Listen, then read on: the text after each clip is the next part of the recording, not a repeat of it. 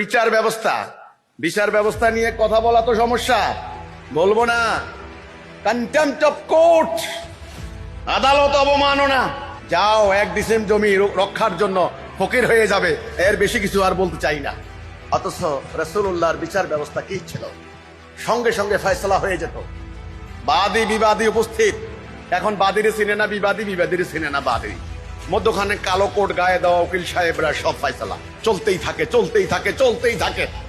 36 লক্ষ মামলা জমা হয়েছে।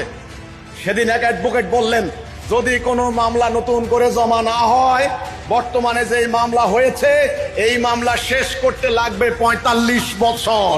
হযরত ওমর ইবনুল খাত্তাব রাদিয়াল্লাহু তাআলা আনহু 1 বছর বিচারপতি ছিলেন। 1 বছর পর তিনি প্রতিবেদন জমা দিলেন যে আমি 1 বছর বিচারক ছিলাম, ব্যাপারটা কি, একটা মামলাও আমার আদালতে আসলো না। কি বুঝলেন? আমি গল্প বলি নাই, ইতিহাস, হিস্টোরিক্যাল ফ্যাক্ট। আমরা সেই দিন হারিয়েছি, সেই ইসলাম আমরা হারিয়েছি।